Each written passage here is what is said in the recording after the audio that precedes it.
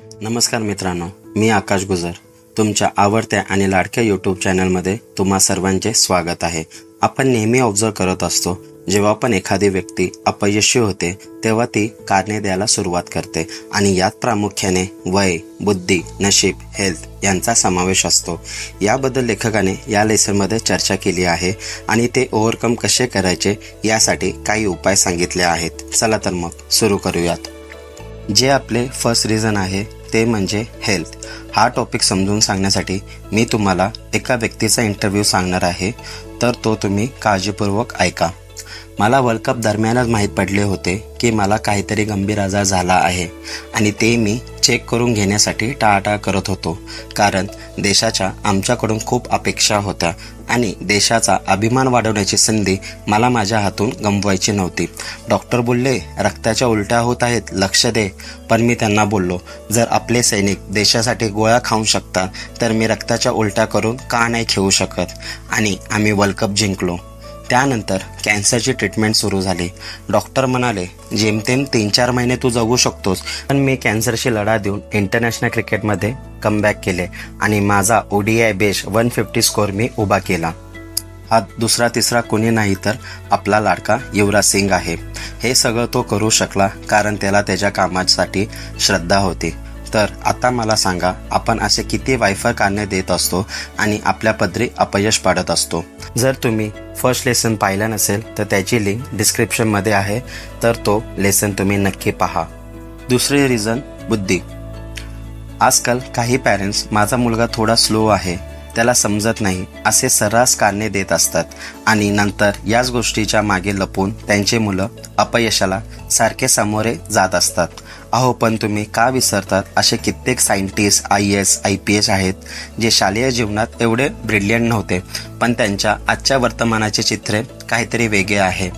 तर बुद्धिमत्ताचा आणि यशाचा काही डायरेक्ट संबंध आहे असे काही आपण ठामपणे सांगू शकत नाही. नंतर लेखकाने असे सांगितले आहे की चांगली बुद्धिमत्ता असून सुद्धा लोक अपयशी असतात.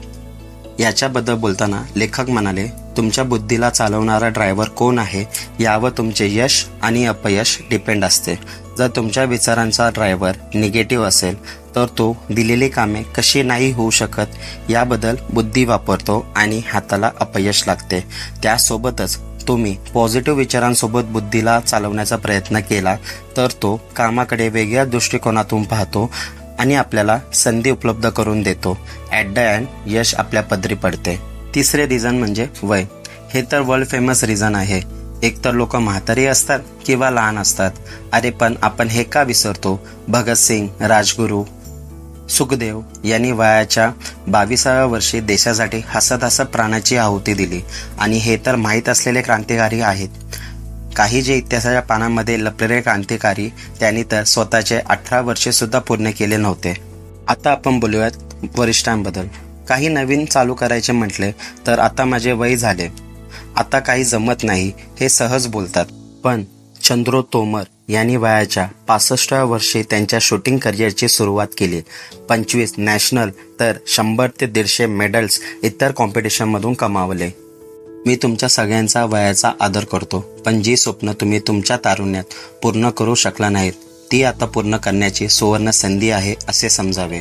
आणि लेखकाने कार्यक्षम वय हे 20 ते 70 सांगितले आहेत, तर खूप संधी आपल्याकडे आहे असाच विचार करावा.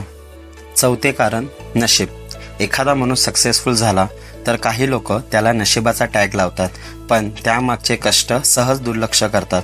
यातून लोक स्वतःचा अकार्यक्षमपणा लपवण्याचा प्रयत्न करत असतात.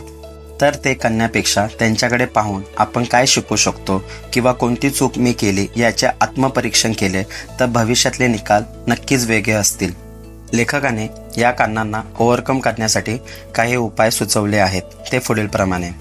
आरोग्याबद्दल चिंता आणि तक्रारी करणं सोडा. स्वतःची आणि बुद्धिमत्तेची तुलना इतरांसोबत करू नका.